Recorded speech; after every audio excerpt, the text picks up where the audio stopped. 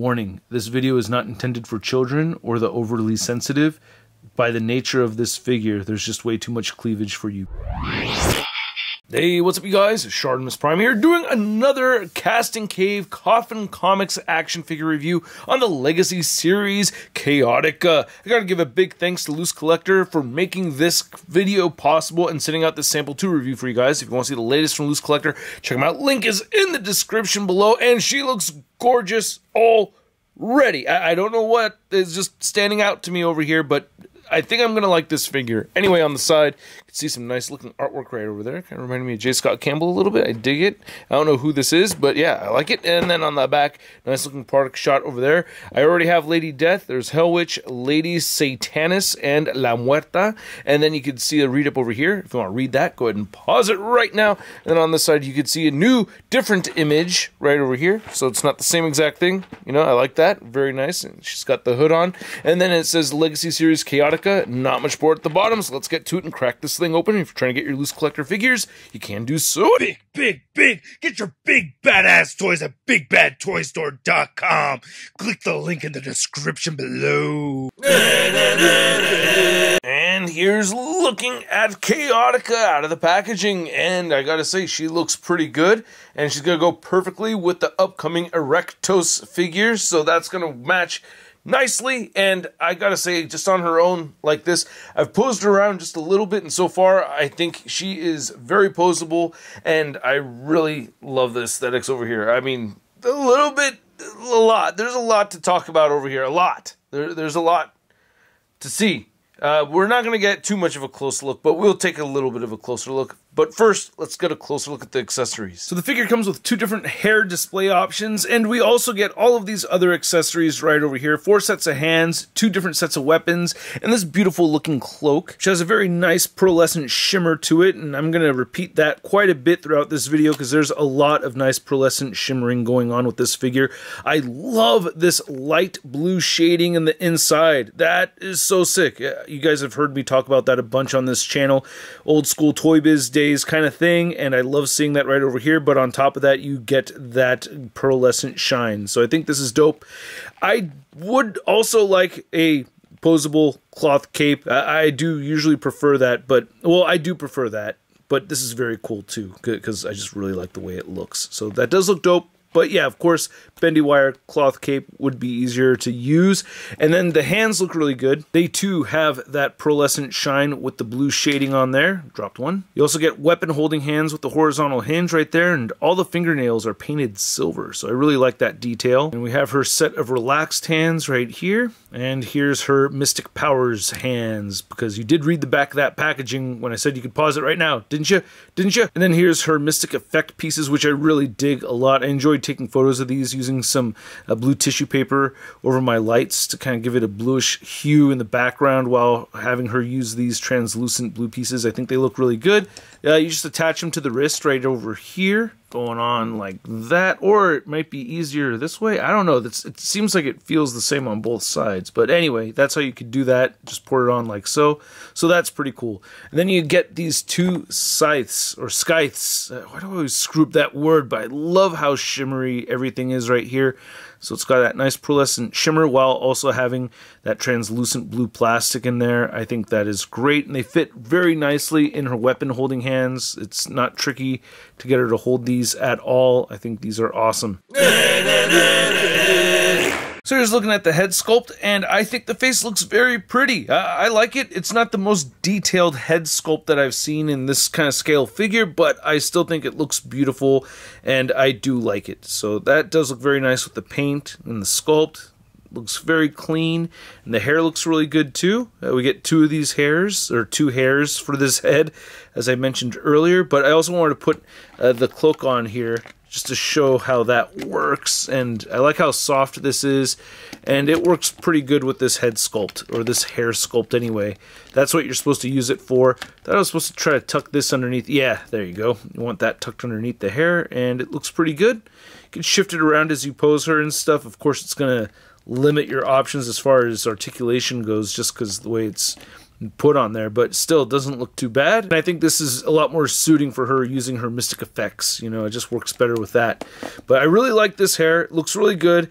You can remove it simply by lifting straight up, and then you can grab this longer, wider, wavier hair, and that looks even cooler. I like this one more because I could get her into more poses. I feel like this is like her action pose hairstyle, and I think it looks really good. I'm really liking the paint on it. The sculpt looks great on this. Really nice looking hair. And this whole thing, it actually feels like a Bishoujo statue in action figure form. Looking at this little necklace or choker right over here, she's got moons decorated throughout on the figure. We've got 2 moons right over there, and nice detailed on the brassiere and everything. There is a little bit of paint scuffage underneath, so if you peel all the way back, you will see that there will be some, you know, chimbomba rubbing going on right over there, and not the kind that you're thinking of. Love the paint on the flesh tone. Very nice looking, natural looking paint. And then you can see how the arms have these nice little details sculpted in there. You get that beautiful pearlescent white going throughout. So the paint on this figure is just stellar through and through. Very consistent. And I really like this right over here with the little moons. So that looks very nice. And then we have the back of the figure right over here, looking really good. I like that. And then here's here's looking at the back of her thigh-high boots. We're looking at the back of the thigh-high boots right over there, and it looks really good. It looks very, very good. Nice boots. And then you can see some more patterns right over here. And I really love this combination of blue, silver, and pearlescent white. It just looks very, very good. I really like those details in there and everything. I think these are the same heels that we saw with Lady Death, and you can see that blue once again right there. And she has peg holes at the bottom of her feet. She also has this stand, which, by the way, I did not find myself having to use it. I did use it for a couple of poses where I wanted her standing on 1 foot. But as far as her standing on 2 feet, she could stand on her own just fine. But this certainly will help. I did have the most fun posing this figure around with this configuration right over here. And with the dumbbell joint in the neck and head, you can't get her looking up that much. There's a little bit of gappage right over there, but I think that mostly looks pretty good. Good range of movement, or decent anyway. And then you can move the head downward that much. You get side-to-side motion, and you get head pivoting right there. No butterfly joints at the shoulders, but you can move those shoulders up and outward that far. They can only go in this far. I wish they can come in a little bit more than that. You get a full rotation over here, bicep swivel, pinless double jointed elbows. Unlike the Lady Death, she has single jointed elbows, so that's really nice to see. That bends in all the way, wrist turn side to side, hinge up and down except for the weapon holding hands. And then we have a pretty good diaphragm cut right here that moves side to side that much and pivots and moves forward and back that much. You do need to watch for the paint chipping. I did get a little bit of that right there. And then the hips do move outward very far. She can kick forward without getting any rub or dents in the top of the thighs, which I was really impressed with. So she can kick upward like that, and not back so much. I like that we have the cut right there with the boot, and I did have to heat that up. I actually do recommend heating up the figure. So yeah, before articulating the figure, do heat it up. I recommend that. These were a little bit on the stuck side. And then you do have that pearlescent white paint going on throughout, so that's another reason why it's worth heating it up first too. But the pinless double jointed knees look great, and then the ankles do move down, they do move up, and she has beautiful ankle pivot. And to measure out the height of Chaotica, you can see that she is standing just a little over 6.5 inches tall. And for a loose collector female figure comparison, you could see Chaotica next to her mother. We have Lady Death, and I think they've made a whole bunch of improvements on this figure compared to this one, especially with the articulation, but I do like the paint apps and sculpt on both. Then here's Chaotica next to Emma Frost from the Hellfire Club box set, Marvel Legends SCCC exclusive from a few years ago, and this is much easier to stand than this figure right over here.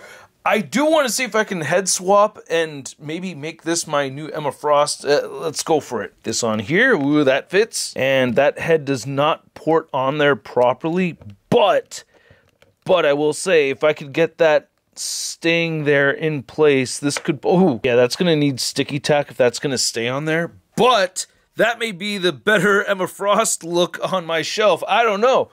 I like that. Damn it, the headless Emma. Oh, that's freaky. But I gotta say, I'm really impressed with how well this drapes over the figure. I mean, dude, that is sick. Oh, damn. I might have that on the shelf. That may take the place of this one right over here. That is impressive. Wow.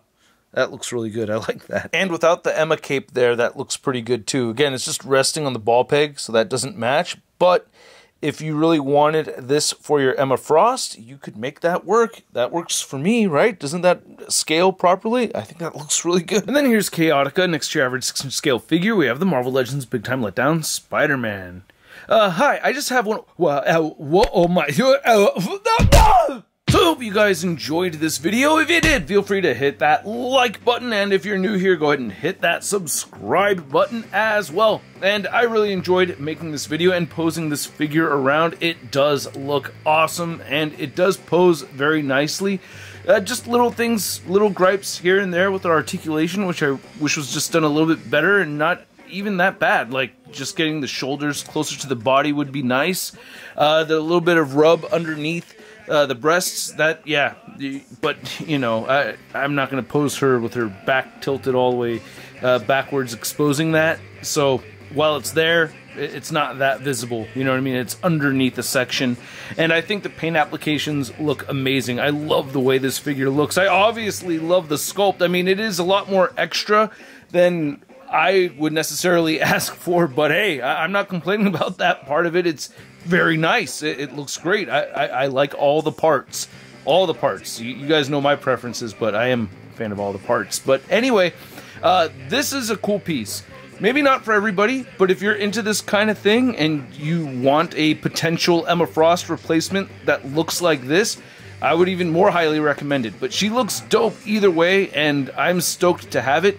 It does cost a little bit more than what you're used to paying for 1/12 scale figures, but Loose Collector, it's a specialty company. It's not a big company like Hasbro or anything like that. So you're going to pay a bit more. I think she's closer to the $70 mark, which is below import pricing, which I think is suitable for this. So at that price point, I'm going to give this Chaotica figure a Sud rating of... I love it! And I'd like to know what you guys think, so please let me know in the comment section below. If you want to see the latest in action figure news, you can find it all over at toynewseye.com. And if you want to stay in touch with me on social media, you can find me on Instagram, Twitter, Twitch, TikTok, and on whatnot. And I will catch you guys later. Peace! That's crispy.